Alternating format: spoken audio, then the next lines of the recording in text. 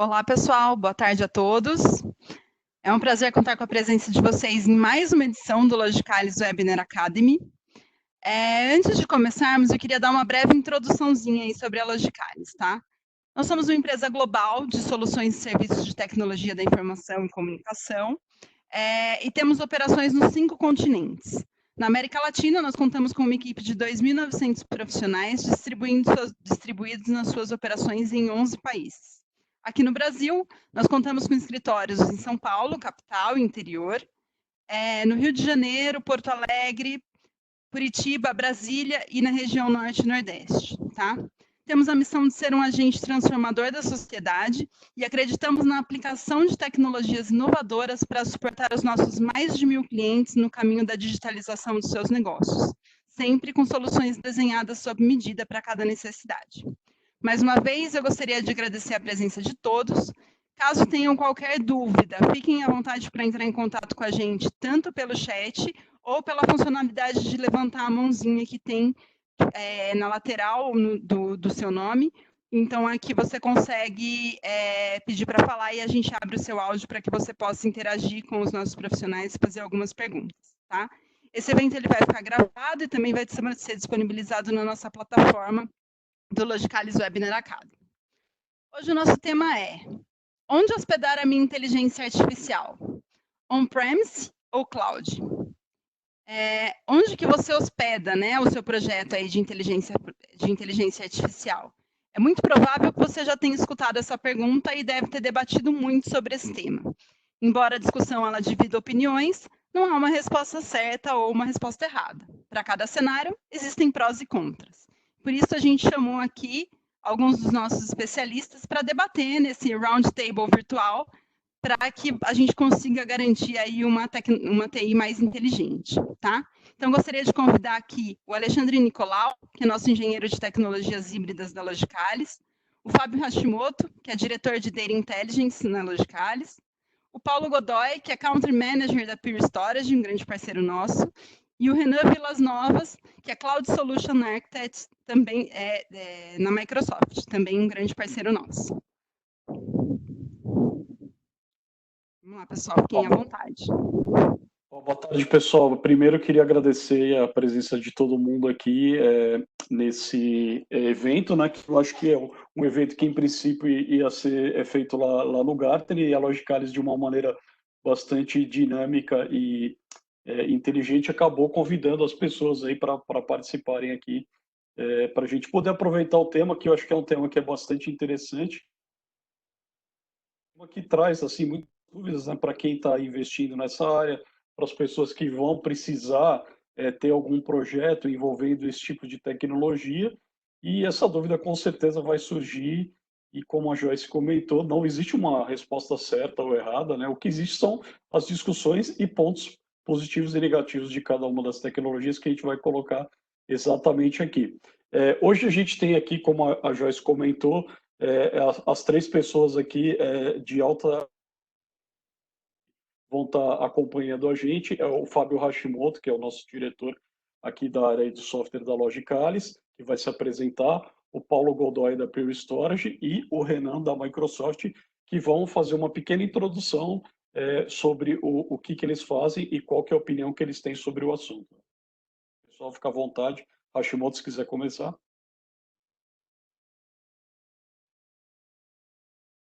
Esqueci de habilitar o mute. Estava em mute. Vamos lá, gente. Em primeiro lugar, boa noite, né? Já são 6 horas. Meu nome é Fábio Hashimoto, né? Como o Nicolau já acabou de comentar. E eu lidero aqui uma área chamada Data Intelligence, né? Que é uma área da Logicalis, onde a gente foca realmente, como o nome já diz, no assunto de inteligência de dados, né? Gente, será que eu consigo compartilhar aqui minha apresentação? Só para mostrar muito Acabei de te rapidamente. passar. Ok. Isso. Para Então, me ele ajudar já está assim, aí, para Hashimoto. poder passar bem rapidinho, explicar o que a gente faz, como é que eu consigo, qual é o botão que eu aperto aqui? Compartilhar. Compartilhe isso. Aplicação. Ok. Estão vendo aí, gente? Sim. Então, muito rapidamente sobre meu papel e a nossa área aqui na Logicalis. A área de Data Intelligence foi criada em cima de uma premissa, né, de uma crença nossa de que os dados são muito importantes, mas mais importantes do que os dados é aplicar inteligência aos dados. E a habilidade de poder aplicar essa inteligência em cima dos dados é talvez o mais importante elemento e é realmente um habilitador-chave no processo de transformação digital, né? Então, muitas coisas que a gente faz em transformação digital, muitas vezes são relacionadas a gente obter novos dados, exemplo, IoT, por exemplo, e sem a gente conseguir monitorar e entender os dados que a gente está vendo, a gente não consegue medir a eficácia das ações de transformação que a gente está fazendo, né? Entender os comportamentos dos usuários e afins. E aí nós criamos uma área que é basicamente composta por diferentes perfis aí de gente acostumada a lidar com dados, né? Como os engenheiros de dados, especialistas em modelagem, especialistas em AI, Video Analytics, Data Science, etc., que também, por outro lado, contam com o apoio de especialistas em determinados tipos de dados, né? Desde os mais usuais, como os dados de negócio, mas particularmente os dados que pouca gente explora, talvez, né? Como os dados operacionais, dados de processo, dados de automação e dados de infraestrutura, segurança e afins. Ou seja, aplicar essas tecnologias para ir além daquela visão de CRM, né, de vendas, de clientes e marketing, mas também para olhar um pouco para dentro de casa, para a infraestrutura e poder trabalhar em cima disso, porque é um conhecimento que a Logicalis tem, né, de muitos e muitos anos aqui no mercado. E para fazer isso a gente conta aí com uma combinação, né, de uma série de parceiros, né, tanto parceiros que são nativos, né, de infraestrutura, quanto parceiros que são cloud first, né? Mas também a gente desenvolve propriedade intelectual própria da Logicalis, né? Propriedade intelectual própria é ótimo, né? Propriedade intelectual da Logicalis, né? Ou seja, são componentes e frameworks que a gente criou, né? Utilizando plataformas open source, utilizando produtos de parceiro também, né? Um deles, particularmente, esse R42 Biometrics, vai fazer parte, inclusive, aqui da minha discussão, porque é exatamente um que traz casos de uso onde eu me vejo nesse dilema. Onde eu deveria rodar isso, né? Se eu deveria estar rodando essa solução de reconhecimento facial, né? Na nuvem, 100%, em loco, depende de cada caso, quais são as razões que me levam a trabalhar isso, né? Então, gente, pela introdução, essa é a área, né? O que a gente faz aqui um pouco, né? De ajudar nossos clientes no ciclo de vida. Eu quero ajudar vocês também a tomar esse tipo de decisão, né? Desde a discussão do porquê fazer os projetos, né? Por que ir atrás desses dados, de tentar rentabilizá-los, por exemplo, de tentar fazer video analytics, né? Não fazer à toa, simplesmente, mas fazer sim com o objetivo em mente. Qual é a melhor arquitetura para fazer isso? E aí ajudá-los a implementar e depois a suportar e operar essas novas soluções. Bom, feita a introdução aqui, passo para o próximo. Excelente, obrigado, hein, Hashimoto. Agradeço aí a introdução. E vamos ao Paulo Godoy para ele se apresentar e comentar o que ele pode falar sobre o tema. Tá legal. Boa tarde a todos.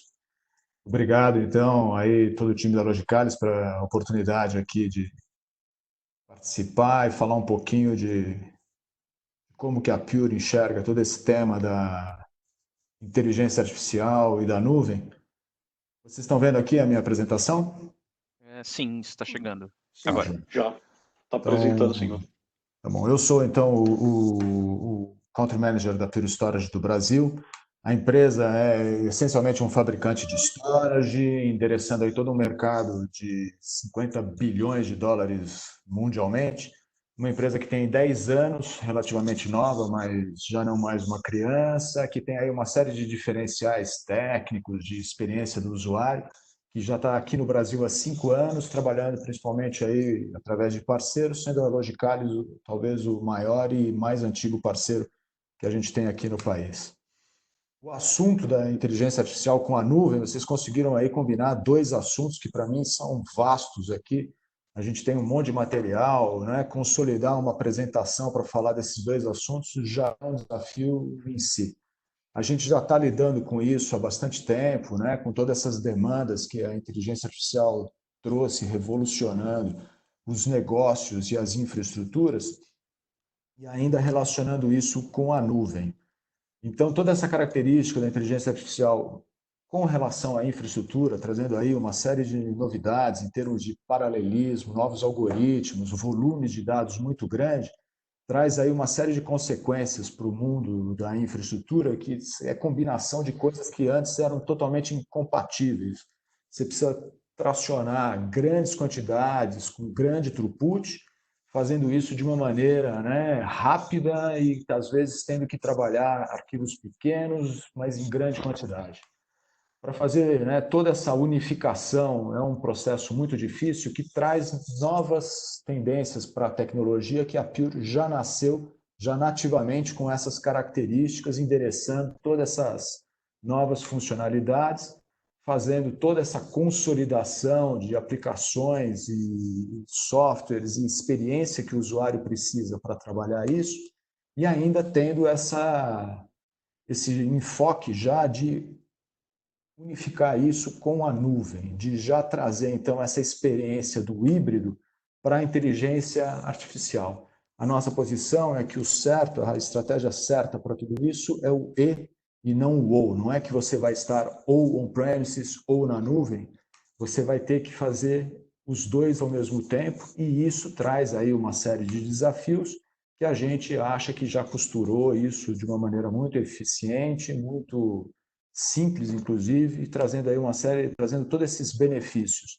tanto da forma como o dado da inteligência artificial é trabalhado, trazendo aí as aplicações chaves com os SLAs e as demandas que o cliente tem, e ainda integrando isso com a nuvem, fazendo aí que toda essa experiência do usuário com a inteligência artificial e a integração da nuvem seja mais simples e mais fácil. Então, essa para mim é a minha rápida introdução. Espero que aí a gente possa explorar bastante o tema juntos aí. Excelente, Godoy. Muito obrigado aí pela apresentação e pela sua introdução. Vamos agora ao nosso amigo Renan Vilas Novas, que é da Microsoft e que vai comentar um pouco também sobre a sua participação e da empresa dele nesse segmento, né? Não, fica à vontade aí.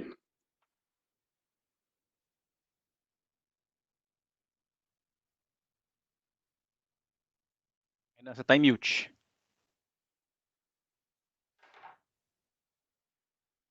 Você está em mute, Renan. A Joyce pode tirar o mute dele também, se quiser, né? Eu tô tentando aqui, mas não tá indo. Pronto, Agora eu acho que eu tirei o mute. Agora, opa, legal, Eu tô apanhando um pouco aqui para a interface, eu não estou tão acostumado com a interface Sim, do WebEx. Mas vamos lá. acho que isso apontar para fica complicado. A gente usa também dos parceiros, né? Quando eles convidam a gente aqui, eu que não estou acostumado aqui onde estão os botões no WebEx. Então vamos lá, Nicolau. Primeiro, obrigado pelo convite, né? Por convidar a gente aqui da Microsoft para essa conversa. E vou dar um breve histórico, né, da Microsoft com relação à AI. Assim como vocês mencionaram, né, que a Logicalis tem um histórico muito grande também de soluções desde no mundo on-premises, né, uma empresa já antiga que não nasceu na nuvem, né, nasceu em outros tempos. A Microsoft também é uma empresa de 45 anos, né? E quando a gente vai falar de uma empresa com essa idade, né, apesar de hoje em dia a gente ter um foco tão grande assim em cloud, a gente tem áreas, por exemplo, como nossa área de research, que foi criada 28 anos atrás, e quando os nossos pesquisadores, né, trabalhavam 28 anos atrás para desenvolver soluções analíticas, soluções estatísticas, soluções preditivas, né, soluções de AI. AI não é um tema tão atual assim, né, apesar de ter crescido muito nos últimos anos com o avanço computacional, né, soluções de inteligência artificial e de machine learning mais básicas já existiam lá atrás, né, para a gente tentar reduzir spam, para recomendar da melhor forma, né, anúncios e links em uma ferramenta de pesquisa, né? Então, de certa forma, essa nossa área de research nasceu 28 anos atrás para criar justamente propriedade intelectual para a própria Microsoft, acima de tudo, né? Então, aí a gente fala o quê? De inovações que vão alimentar o Office, vão alimentar o Bing, vão alimentar várias ferramentas. Nos últimos anos, com o advento de nuvem, né, e com o posicionamento da Microsoft para desenvolver de uma forma muito direta, né, soluções de nuvem, hoje em dia um dos nossos focos principais é o Azure, né, acima de tudo. E boa parte dessa inovação é pensada assim em nuvem. Então, quando a gente fala de AI, a Microsoft é uma das responsáveis, né, por vários dos principais resultados nos últimos 10, 5 anos, né, que são benchmark até hoje em dia para vários algoritmos de AI. Aqui tem alguns exemplos, né, nessa apresentação de alguns dos algoritmos que a Microsoft desenvolveu que tiveram paridade com o ser humano para desempenhar uma dada tarefa. Né? Então, por exemplo, detecção de objeto. Né? A Microsoft introduziu o conceito, né, de ResNet, que hoje em dia algoritmos baseados em ResNet são estado da arte quando a gente fala de detecção de objeto, classificação de imagens. E tudo isso que a gente tem, né, que a gente desenvolveu de propriedade intelectual, a gente oferece, né, isso vira soluções dentro do Azure, são soluções para parceiros como a Logicalis, por exemplo, que usa várias dessas soluções para criar propriedades intelectuais em cima disso, para criar outros serviços SaaS e PaaS, né, baseados nesse back-end nosso do Azure. E fora isso, a gente também utiliza toda essa propriedade intelectual dentro do Dynamics, dentro do Power Platform, do Power BI, por exemplo, e do Microsoft 365, né? Então, soluções como Teams, por exemplo, soluções tão simples quanto um blur de fundo, né? Um mascaramento do fundo, uma transcrição em tempo real no PowerPoint, elas compartilham propriedade intelectual que a gente desenvolve também para o Azure. Então, aqui eu trouxe alguns números, né, que mostram o tamanho da Microsoft como usuário dessas propriedades intelectuais, né? Então, por dia, a gente tem mais de 80 milhões de recomendações dentro do Xbox, que são feitas para os usuários. Agora, com a quarentena, isso deve ter, inclusive, aumentado. No PowerPoint também são bilhões de interações no design para recomendação de layout de slides lá dentro do PowerPoint. Enfim, isso tudo que a gente cria de propriedade intelectual, a Microsoft usa. Então, a Microsoft é um grande usuário disso tudo. E fora isso, a gente compartilha dentro do Azure para que outros clientes também possam usufruir dessa propriedade intelectual.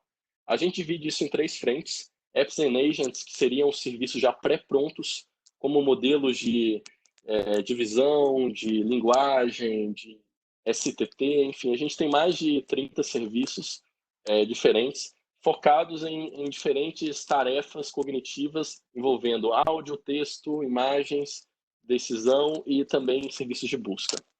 E fora isso, a gente tem 2 outros pilares, né? O de Knowledge Mining, que envolve exploração de documentos não estruturados, e o de Machine Learning, que para clientes desenvolverem modelos personalizados, usando frameworks open source, usando TensorFlow, PyTorch ou qualquer outro framework que eles queiram utilizar.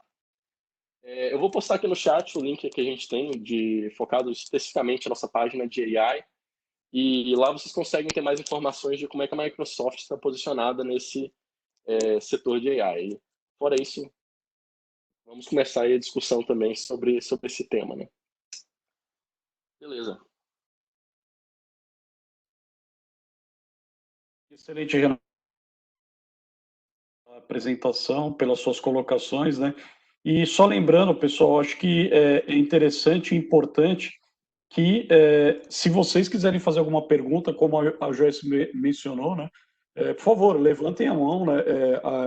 Tem o ícone aí na ferramenta da mãozinha, bem no canto ali para você levantar. A gente abre o microfone de vocês e a gente abre para vocês fazerem alguma pergunta ou alguma colocação que vocês queiram justamente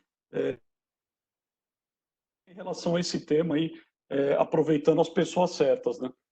Tá? Então, fiquem à vontade, a gente está disponível, e enquanto o pessoal vai perguntando e se manifestando, eu acho que é interessante a gente abordar algumas coisas em relação aqui para começar realmente a discussão, né? Que, primeiro, eu acho que vale a pena, nesse caso desse tema, né, é entender qual o papel da cloud especificamente, né, e dos, ou seja, dos appliances on-premises, né, dentro desse tema de inteligência artificial, né? Ou seja, qual o papel de cada um, o que vocês oferecem especificamente para o cliente poder utilizar e para o cliente poder aproveitar esse tipo de solução para quem está desenvolvendo algum algoritmo, né, ou alguma solução desse tipo, né? Se quiser começar, vamos começar aqui pelo Renan, né, da Microsoft. O que a cloud oferece, né, dentro desse tema de inteligência artificial, né?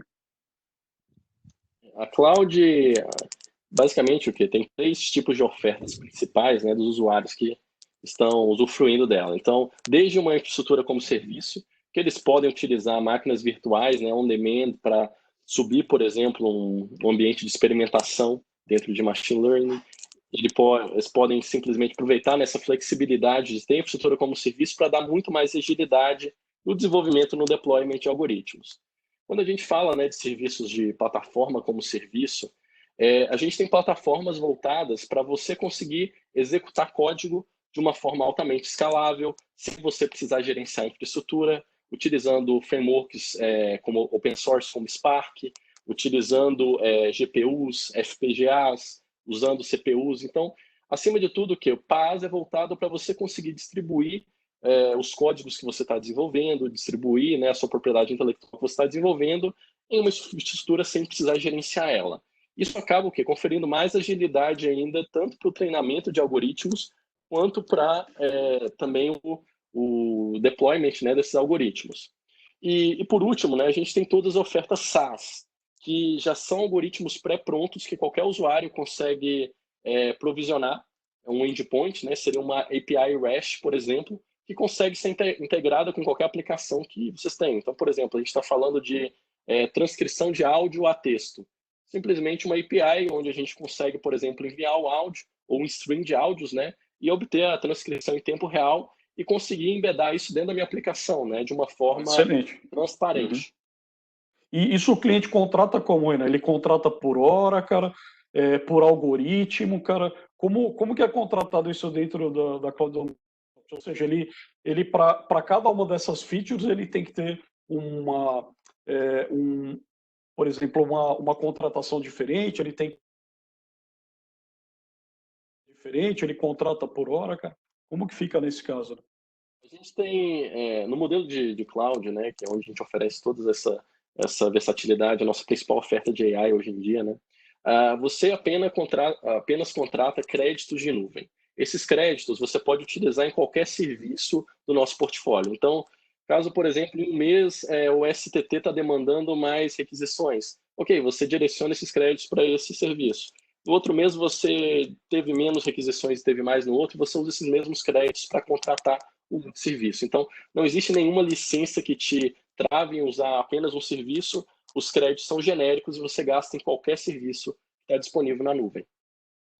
Excelente, cara, muito, muito bom e agradeço aí. Deixa eu agora ver um posicionamento de como ficaria para a Pure Storage oferecer isso. Ou seja, o que a Pure consegue oferecer, Godoy, para os clientes, né, as empresas de uma maneira geral, ou seja, ou de produto, ou de solução que vocês entregam, né, para poder eles aproveitarem e como eles utilizam isso basicamente com a tecnologia que a Pure oferece. Tá bom. Bom, primeiro para a gente, eu lembrando, né, sou um cara de infraestrutura. Então, fundamentalmente, sou um fabricante de storage, mas que traz aí uma nova experiência da infraestrutura para o usuário. Nosso foco muito voltado para essa experiência do usuário, né? O nosso slogan agora é o Modern Data Experience, Modern Data Experience. Então, toda a preocupação é de como que você vai adequar essa utilização da infraestrutura para as diversas aplicações. Então, por um lado, né, a inteligência artificial traz aí algumas demandas para o mercado, principalmente quando ela amadurece, de um crescimento, né, muito rápido, de uma maneira, né, muito integrada com várias outras tecnologias, como o IoT, o Big Data, os Analytics. as integrações com outras nuvens, tanto os PaaS quanto os SaaS da vida, trazendo aí uma multidão de informações que precisam ser trabalhadas de uma maneira integrada entre nuvens e escalável, de uma maneira simples e que, se possível, ainda você possa custear de uma maneira on-demand, né? Só pagando por aquilo que você precisa. Essa experiência Excelente. é hoje muito vinculada com a experiência da nuvem, mas que a Pure, como fabricante de storage, trouxe isso para o appliance. Então, os nossos equipamentos... Dá um exemplo para a gente, Godoy. Só um exemplo de que tipo de integração você pode fazer para um caso desse. Assim, o nosso equipamento ele já tem uma tecnologia, uma arquitetura embarcada que, primeiro, já permite uma atualização tecnológica constante. É um benefício que a nuvem traz de você sempre estar atualizado com o que você precisa. A forma da gente crescer e comercializar o crescimento ele é totalmente granular e, inclusive, com a modalidade as a service on demand, caso o cliente opte por isso. A gente já tem a integração com as nuvens, tanto a Azure quanto a Amazon e outras, de uma maneira, inclusive, transparente. Você pode olhar, né, dentro da plataforma de gerenciamento da minha máquina e ver os espaços que você tem, tanto on-premise como a nuvem, e transitar entre eles de uma maneira totalmente automática. Então, a minha visão é que, de novo, né, eu não estou limitado hoje a pensar ou on-premises ou na nuvem. Vocês, inclusive, hoje, não sei se foi hoje ou algum tempo, acabaram de publicar aí um documento muito interessante da forma como você deve analisar a nuvem, de entender que benefícios que você tem de escolher um ou outro, às vezes mais relacionado até com o seu budget. Se você tem uma grana de OPEX ou de CAPEX, como que você pretende alocar isso, utilizar isso e adequar às suas necessidades. Então, a minha plataforma, né, a minha infraestrutura já está hoje ligada a essa experiência de escalabilidade, as a service, com a atualização tecnológica de uma maneira simples, integrada e automatizada da mesma maneira que a nuvem se comporta. Tendo, às vezes, alguns benefícios de SLA que você pode precisar, independente de outras limitações, como link ou como, sei lá, distâncias, ou o seu edge, onde que ele está e como que ele se integra com a sua nuvem, com a sua infraestrutura, para prover o serviço que você vai precisar da sua inteligência artificial. Não, perfeito, muito obrigado.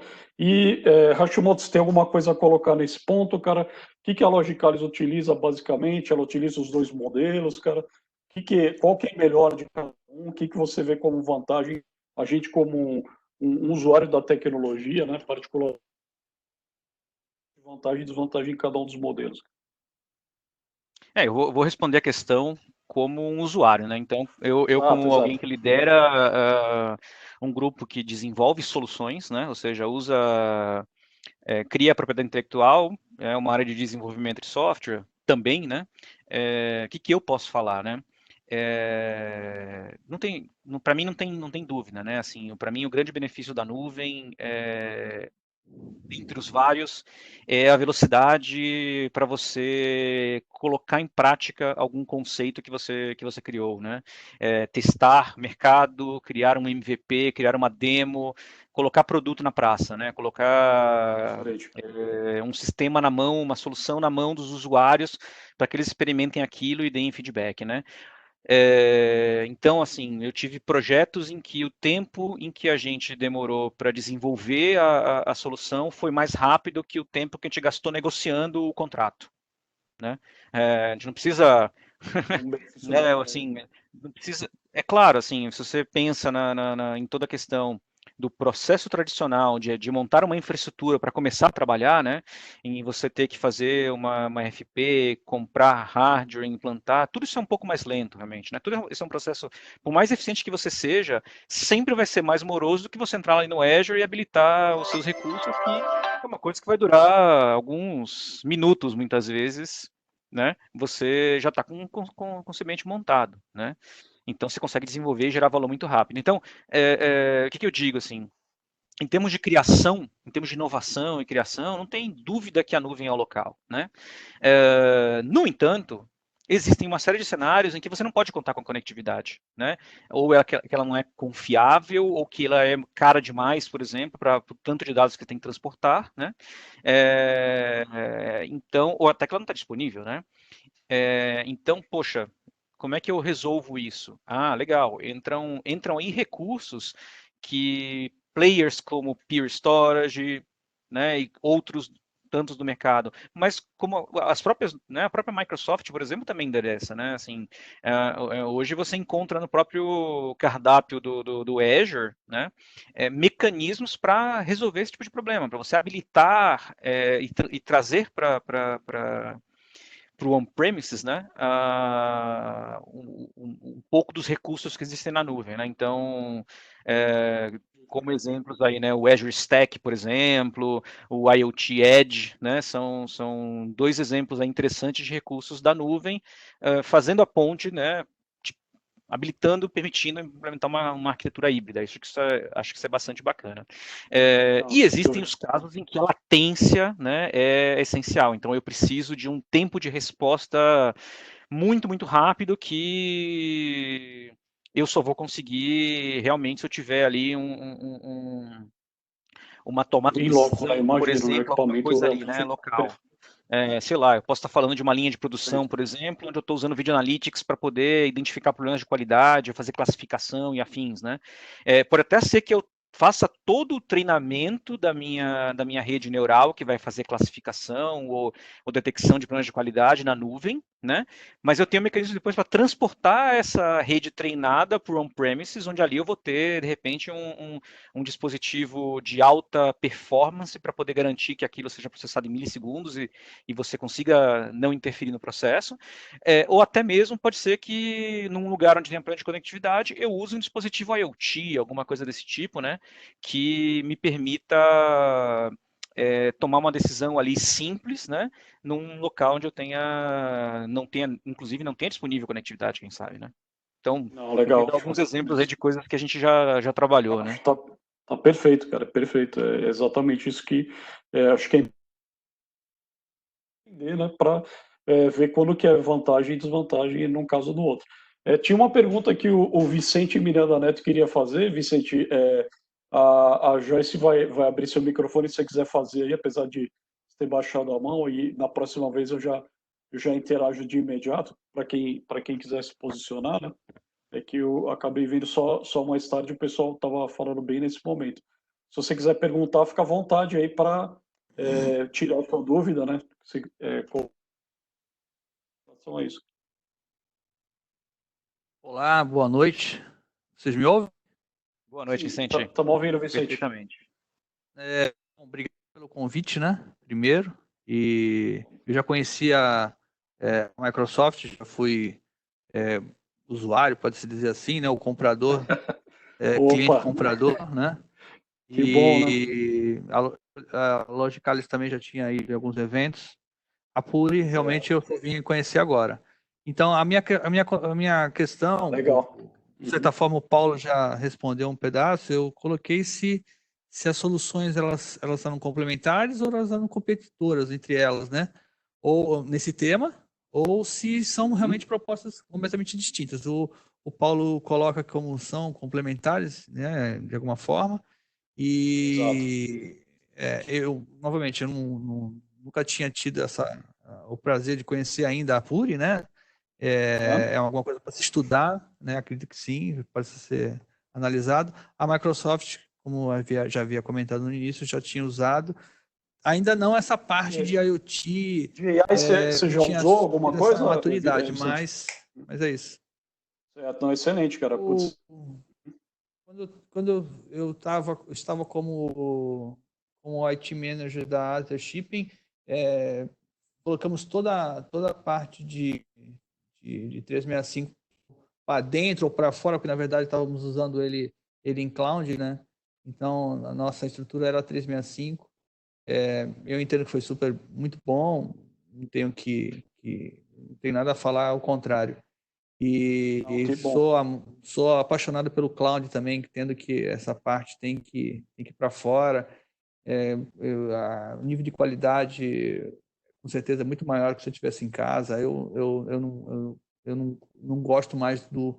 Não que eu tenha brigado, mas eu prefiro agora o cloud, 100% cloud. Mas obrigado pela abertura. Legal. E o pessoal já respondeu através do chat. Obrigado. Perfeito. Não, agradeço aí a participação, Vicente. A gente está seguindo aqui e fica à vontade de perguntar o que for necessário, não só Vicente, mas qualquer outra pessoa aqui, pessoal. A gente está justamente aberto para levar essa discussão, né? Um outro ponto que eu acho que vale a pena a gente discutir... Nicolau. Oi. Eu não tenho o botão de levantar a mão, então levanta a mão na câmera mesmo, tá? Eu acho que, assim, em paralelo aí, o Godoy e o Renan estão comentando no chat também, né? Um pouco a visão deles, né? O Renan acabou de responder uma coisa aqui que eu queria pegar esse gancho, né? Ele fala que são soluções vamos lá, então. É que eu não né? estou vendo o chat aqui, por isso que eu não consegui visualizar, pessoal, desculpa. Vamos lá. Mas coloca aí. O que ele está dizendo aqui, né? As soluções são complementares, a Microsoft adota uma linha de pensamento de que a nuvem pública deve ser extensível até a borda, até o mundo on-premises, né? Dependendo do cenário do cliente, Edge Compute é um dos requisitos do projeto. Então, eu queria aproveitar aí essa explanação para mostrar um cenário onde a gente teve que efetivamente explorar isso.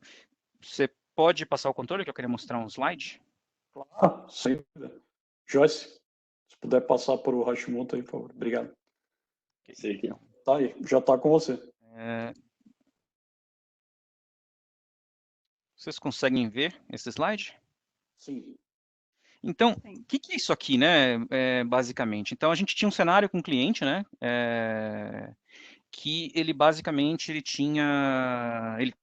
tem, né, uma série de localidades, sites, né, operacionais dele, remotos, não assistidos, né, sem nenhum funcionário, nenhum porteiro, ninguém para abrir a porta. A gente está falando aí de um container, por exemplo, ou uma estrutura de alvenaria onde tem equipamentos instalados, tá? Aqui especificamente era uma operadora, né, mas a gente tem esse cenário em utilities e logística e vários outros mercados, né? E qual que era o problema dele, né? Ele tem técnicos de campo próprios ou de terceiros, né, que tem que visitar esses sites para fazer manutenção, para instalar equipamento, para de repente atender um problema lá, porque pode ter faltado energia, por exemplo, né? Pode acontecer de ter uma goteira, uma cobra ter entrado no site, isso acontece mesmo, tá? Sim, e aí, como é que você consegue, né, hoje, né, nesse momento, dar autorização de entrada, né? Então, a maior parte das empresas, o que elas fazem hoje em dia elas implementam uma lógica offline, né, de liberação, permissão e etc. Só que na prática, o funcionário tem uma cópia da chave do cadeado para abrir o portão, para tirar a corrente ou da porta para poder entrar, né? E isso é um baita de um problema de segurança, porque essa chave é copiável, as equipes de campo têm muita rotatividade e tudo. Então a gente acabou utilizando uma solução que combina um asset nosso, né, de reconhecimento facial, que é o R42 Biometrics, com outros asset nosso, que é o Eugênio, né, onde basicamente o técnico de campo, ele chega até a localidade onde ele tem que fazer uma atividade, né, usa um aplicativo, né, no celular dele, que ele baixa tal, e a gente utilizou, inclusive, nesse caso, o Kaizala, da Microsoft, a parte do Office 365, né? E ali ele identifica qual é o site que ele está, e ele basicamente tira uma selfie, né? Faz uma foto lá do rosto dele, né? E manda isso aí para a nuvem, né? E lá no Azure, né, a gente implementou uma lógica toda de negócios que faz uma série de validações, né, de agendamento de atividade, de permissão, e além de tudo, a identificação, né, quem é esse cara, né? Tá mandando uma foto aqui, esse cara é um funcionário, ele é um terceiro, beleza. Então a gente usa aí para isso o reconhecimento facial, que by the way, né, além de fazer a identificação da pessoa, né, que a gente usa os recursos do Microsoft Azure, também faz o que a gente chama de prova de vida, né, liveness detection, que é você basicamente analisar aquela foto para identificar se aquela foto foi tirada naquela hora e uma foto legítima da pessoa, né, e não uma foto de um vídeo, uma foto de uma máscara, né, assim, são recursos para você tentar que questão da segurança. O reconhecimento, porém você quer saber se o cara está tirando aquela foto ali, né? Bom, uma vez aprovado isso daí, a gente manda né, passa a informação para frente para o Eugênio, né, que é uma plataforma de IoT da Logicalis, construída também sobre o Azure, que vai rodar um workflow aí de comandos e que vai falar efetivamente com os componentes IoT, né, um gateway e um device aqui chamado ISD, o Cube, né, hoje em dia a gente mudou de nome, né, que efetivamente faz abertura de porta. Eu vou tentar mostrar isso para vocês. Vou torcer para este vídeo aqui, acho que vale a pena mostrar. Acho que Ele é legal funcionar. para o pessoal ver, né? O pessoal vê um caso real, né? Eu estou pulando a uma primeira parte aqui. A aplicabilidade. primeira parte está mostrando basicamente aqui, ó, o técnico cadastrando o site, cadastrando solicitação, cadastrando o técnico, né? Isso aqui vocês não precisam ver, então eu estou passando isso aqui meio rápido Certo. e vou direto para a utilização. Então, Para o uso vocês estão real, conseguindo né? ver, Nicolau? Sim, tô conseguindo ver bem. Play aqui. Imagino Aí já que é as um pessoas técnico também. chegando no site, né? Ele abriu o aplicativo, Certo. né, do Kaizala, no caso aqui, né? Uma das possíveis interfaces. Ele vai localizar, vai pegar a localidade aí GPS, né? Vai ter que inserir a identificação, né? Da porta, né? Que ele está querendo abrir, no caso. Vocês estão vendo aí na frente tem um totem, né? De Legal. metal, Certo. que é a nossa porta. Isso, exato. E ele não vai nem se identificar, né? Ele vai basicamente tirar uma selfie. Ele não precisa se identificar, porque se eu tenho um cadastro dele com foto, né, eu consigo fazer reconhecimento facial. E aí, nesse processo agora, vou mandar um monte de informações, né, e eu vou validar algumas coisas. Quem é esse cara? Ah, é o Leandro, legal. O Leandro tem permissão? Tem. Ele tem planejado estar no site XYZ? Tá. Ele está no site? Por isso que eu peguei as coordenadas GPS, né? Então eu bato também coordenadas com a localização que eu tenho cadastrado do site para garantir que ele não está pedindo para abrir uma porta, que ele não está nem no local, né? Estou aproveitando a informação do celular para isso. Agora ele já foi autorizado, chegou uma mensagenzinha para ele, e em mais 2 segundos aí vai abrir a porta. Ó, até eu tenho até som aí. E aí vocês veem que a abertura da porta efetivamente é feita por esse cubinho vermelho aqui, né, que recebeu os comandos pelo gateway do Eugênio. Tá? Então aqui tem uma combinação toda, né, de IoT com AI, né, que usa com reconhecimento facial e tudo para mostrar um pouco de que, neste caso específico, a gente fez reconhecimento facial na nuvem, né? Ou seja, eu tinha conectividade e mandei a foto do Leandro para a nuvem para que isso fosse reconhecido lá dentro, né? Mas tem muito site que não tem conectividade, né? Então eu não posso fazer esse processo, né, todo dependente da nuvem, né? Como é que eu resolveria essa questão, né, num cenário de falta de conectividade? Eu teria que treinar uma rede de reconhecimento com todos os funcionários, né, e fazer upload, digamos assim, download dessa rede treinada para elementos on the edge, né, onde talvez até eu não pudesse usar o celular, tivesse que usar uma câmera uma câmera IP lá, ou tivesse que usar um aplicativo especial para conectar via Bluetooth ali e falar localmente, né? Mas é um exemplo desse dilema aqui, né? A gente teve um outro exemplo desses, onde a gente estava trabalhando com classificação de carcaças bovinas, né? Que é um baita desafio para quem não sabe, assim, basicamente classificar qualidade de carne através de imagem é um baita desafio em termos de vídeo analytics, porque você tem, bom, é um boi, né, partido ao meio é bem complexo, né, sim, e tem várias diferentes graduações que você vai dar ali com base na cor ali de gordura, né, e espessura de gordura e afins em diferentes pontos, né, e a linha de produção, cara, é super corrida, né? O abate ali, né? Você tem basicamente 3 segundos para fazer uma classificação.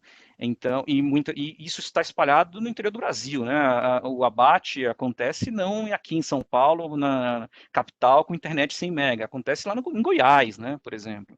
No interior de Goiás. Sim, né? exato. Onde normalmente a conectividade é bem mais. Não tão confiável assim, digamos, né? Então, esse era um cenário, por exemplo, onde eu precisaria de alguma coisa até mais parruda do que a IoT, eventualmente. Realmente, o nosso desenho de solução era utilizar uma solução completa ali de treinamento na nuvem com download e retreinamento local para poder trabalhar isso numa arquitetura híbrida usando componentes como o que a Pure Storage apresenta. Tá? Então, Excelente, acho. Só para dar um segundo exemplo aqui, que infelizmente eu não tenho uma visão. Isso aqui mostra. Não, sem problema, mas eu acho que foi bastante interessante mostrar os exemplos. Esse vídeo também, até inclusive o Vicente pediu para a gente compartilhar com ele o vídeo que ele quer apresentar para outras pessoas, né? Eu falei que a gente vai mandar posteriormente, né, o link para ele poder baixar, e isso agrega bastante aí, assim, conteúdo, né, justamente para que o pessoal possa os tipos de aplicabilidade que esse tipo de solução permite, né? E que no dia a dia isso vai aparecendo cada vez mais, né? A gente vai ver aí muitos casos. Você tem algum caso para comentar, Godoy? Algum projeto que vocês trabalharam que você também queira comentar em relação a essa questão da aplicabilidade que foi feita, algum projeto que foi trabalhado pela PIR? Não, acho que eu não tenho nenhum caso assim que eu possa comentar aqui do Brasil. Eu acho que eu posso até citar mais ou menos o cliente, que é o TCU, é um cliente hoje que tem aí um pouquinho da utilização aí da nossa estrutura para isso, mas são casos que não podem ser públicos por nós ainda. Eu tenho vários cases internacional, tem um monte aí, casos, né, principalmente ligado ao mercado de saúde, o mercado de até mesmo fabricação de pizza, né? A gente tem um case interessante aí da Domino's, esse né? me interessa. Então, tem um caso da Domino's que usa justamente, né, Video Intelligence para garantir a produção, né, da pizza, nos volumes, integrado com o sistema de logística deles, que endereça tudo isso, inclusive a integração com a cloud. Então, na verdade, só complementa tudo isso que a gente já disse. Enfim, acho que são casos, inclusive, que estão disponíveis via web aí, caso alguém queira. Legal, excelente. Um caso assim que você acha que é legal falar para o pessoal, cara, colocar algum caso que você trabalhou, que a Microsoft tem divulgado recentemente? Além desse caso aí que o Fábio mostrou, né, que é um Sim, caso lógico que que está vocês estão rodando, né? envolvidos. Sem dúvida. Que a gente está envolvido junto com vocês, né? Mas eu acho que acima de tudo, independentemente do caso, né, a gente tem que entender que o mundo não é exclusivo cloud, o mundo não é exclusivo on-premises, né? A gente é uma empresa que puxa cloud first, né? Acima de tudo, desenvolvimento se ele é feito em cloud, né, a gente entende que é muito mais ágil, você consegue utilizar muito mais componentes, né, para você implementar de uma forma rápida, testar de uma forma rápida, fazer deployment de uma forma rápida, igual o Hashimoto comentou. Mas existem limitações em cima de legado que muitas empresas têm, né? A Microsoft mesmo é uma empresa de 45 anos. A gente não tem tudo rodando em cima de cloud. A gente tem coisas ainda que rodam em cima de soluções que não são 100% Azure ainda, né? E a gente vive ainda uma transformação digital. Hoje em dia, os novos produtos nossos são desenvolvidos em cima de Azure. Quando a gente fala do Teams, por exemplo, que é o nosso comunicador, né, que com isso aí do coronavírus cresceu coisa de 6 vezes, né, a utilização dele, cresceu um volume absurdo, né, o número de ligações, é uma solução que roda em Azure. Mas o que? A gente tem muitas soluções que foram pensadas e foram desenvolvidas em momentos anteriores à cloud. Né? A gente é uma empresa de 45 anos. Então, a gente sabe a dor assim, a gente sabe a dor dos clientes de migrarem para a cloud, e justamente por isso a gente tem toda uma oferta voltada para migração, para você migrar de uma forma mais consciente, tranquila e segura, né? Com segurança em cima dos dados, segurança em cima das soluções que você está levando para a nuvem. E a gente entende também o que vão ter aplicações que vão continuar existindo por questões de latência, questões de regulamentação de alguns países também, de não poder sem dúvida. Isso é um ponto importante. Então, acima de tudo, que a gente não pode ter um discurso de que a nossa cloud que você fez na cloud não vai funcionar com on-premises. A gente tem que ser aberto. O que é desenvolvido na cloud tem que funcionar de uma forma simples e fácil junto com o ambiente on-premises, assim como o que é feito no ambiente on-premises, né, soluções mais novas, como a solução do Godoy, né, ele já pontua, por exemplo, que é um storage que é pensado para funcionar também de uma forma simples e fácil com cloud. Né, o mundo é assim. Sem dúvida, essa é a ideia. Pessoal, tem uma pergunta aqui. Isso é uma pergunta de Tem cunho uma pergunta econômico aqui. aqui. É, Você o quer falar, Felipe Jéssica? Silva, né? Posso falar? O Felipe Silva quer saber que se ele tiver que usar de um modo constante uma infraestrutura na nuvem por uns 6 meses para um algoritmo de treinamento de machine learning, qual seria a solução mais viável economicamente? Beleza, eu vou responder essa aqui então. Então, Felipe, isso depende muito, na verdade, de como é que você está treinando esse algoritmo, né? Se você detém, por exemplo, você está usando o framework open source, por exemplo, está usando Python, R para treinar. Se quiser, pode até conversar com a gente aí, talvez abrir seu microfone, você pode explicar um pouquinho mais desse caso, mas se você está usando soluções open source, a gente tem um recurso bastante legal lá no Azure, que se chama Azure Machine Learning Service. É um serviço PaaS, onde você consegue submeter um código para rodar numa VM e depois que for concluído o treinamento, ele salva todos os recursos do treinamento que você gerou em um storage que é muito mais barato, né, quando a gente fala de storage, do que pagar pelo processamento. O legal é que você paga pela máquina durante o momento de treinamento e depois automaticamente ela já baixa e você não paga mais por esse minuto, por exemplo, de máquina.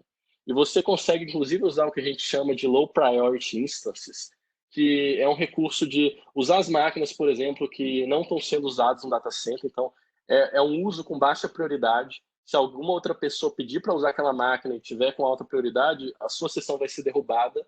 Mas, geralmente, para treinamento de machine learning, isso não é um problema. Se você ficar, por exemplo, 1 hora treinando com a máquina e for derrubado, você faz um retry, e o custo-benefício, né, de você usar essa máquina que é mais barata, geralmente acaba compensando dependendo do cenário de uso. Eu recomendo você olhar o que a gente chama de Azure Machine Learning Service. Eu vou postar aqui no Q&A esse serviço e olhar esse recurso de treinamento como serviço. Você paga só durante o momento de treinamento, depois automaticamente ele abaixa a máquina para você, você não paga depois quando a máquina estiver abaixada. Se eu puder contribuir, até de novo dando aquela visão de usuário, né? Cara, se você botar na ponta do lápis e estiver pensando apenas em custos, certamente você consegue montar alguma configuração de servidor usando open source e tudo que fique mais barato do que você usar no mesmo tempo de uso os recursos, né, que estão disponíveis no PaaS, né? Mas honestamente, eu diria que não vale a pena, porque assim, você vai perder tanto tempo nesse processo todo que o custo da oportunidade é maior do que o custo da produção, né? Sim, então, mas se o cliente tiver que usar, Hashimoto, imagina que o cliente tem que usar por um tempo muito alto e com uma, sei lá, eu imagino que o machine learning, cara, seja, dependendo do tipo de algoritmo, cara, ele tenha que ter um treinamento constante, cara, com uma quantidade... Sim. Então... cara, muito grande a ser analisada, e aí eu imagino que esse uso constante, cara, não seja tão barato assim de usar, né? Olha, cara, em alguns cenários nuvem, que né, a gente trabalha, honestamente, rodar Video Analytics no Azure, cara, é tão... a diferença de preço é ridícula entre o que eu uso do PaaS do Azure versus, por exemplo, se eu fosse usar o IaaS apenas, né? E além disso, ainda tem recursos de armazenamento de longo prazo, coisas assim, né? Que eu posso usar que são bem eficientes também em custo. Mas custo não é... O custo da infraestrutura não é todo custo, né? Porque você tem que faturar custo de energia, custo de treinamento. Sim, tudo isso, assim, exato, legal, sem dúvida. Você, né, tem toda uma facilidade de uso, que é um exemplo que o Renan está passando aqui, né? Que te dá não apenas velocidade para você implementar rápido, né? Mas uma série de digamos assim, recursos não funcionais, né? Como segurança, que você está resolvido ali, você não precisa pensar tanto nisso, né? Que você ganha de graça e você acaba não botando na conta o que você ganhou de graça, né? Mas você deveria colocar na conta. E aí eu acho que é o erro, muitas vezes, que a gente comete, né? De pensar apenas na questão física, né? E não é só isso, cara. Tem muitas outras variáveis a observar. O que você acha disso, aqui rapidinho, Nicolau? Deixa eu só complementar mais um ponto aqui do Hashimoto. Geralmente, quando a gente treina um modelo, para você ter um trigger, né, de um novo retreino, você precisa acumular dados que justificam esse retreino, né? Você não acumula esse dado a cada 1 minuto, você não retreina a cada 1 minuto o modelo. Geralmente, de pô, se maneira você nenhuma. quiser retreinar muito rápido, beleza, vai ser o quê? Uma vez por dia, talvez um retreino. Então, a maioria dos cenários, o que é muito mais do que uma vez por dia. Então, é uma vez a cada 30, talvez até mais. Vamos imaginar que a gente precisa treinar uma vez por dia.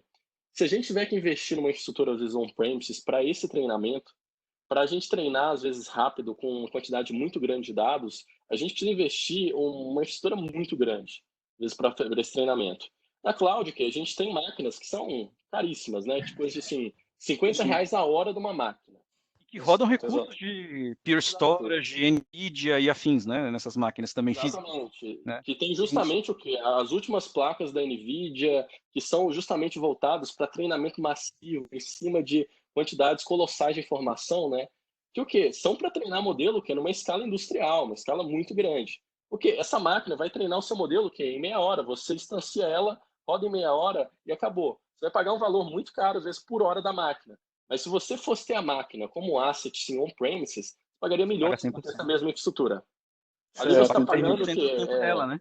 $12 a hora. Sem dúvida. Vamos ver o que o Godoy tem a dizer a isso, né, Godoy? Para a gente também depois encerrar, porque o nosso tempo já está acabando, e vou ver o posicionamento do Godoy, o que ele fala em relação a isso.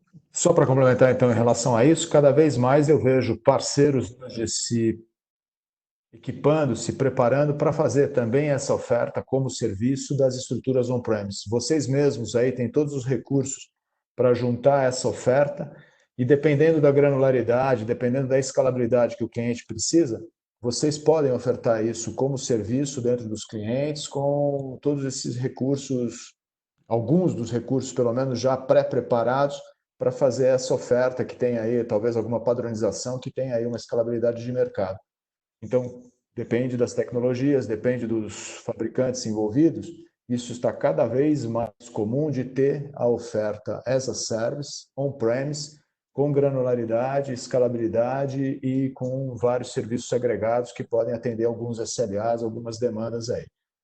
Normalmente, o natural são os clientes, devido aí aos testes, os VMPs, MVPs que o Hashimoto comentou, tal, usarem o recurso nuvem de uma maneira rápida, né, e teste, mas no desenvolvimento disso você pode ter a opção de ter isso como serviço através de alguns parceiros, integradores, que também podem se integrar na nuvem e entregar aí toda essa oferta dessa maneira híbrida e complementar.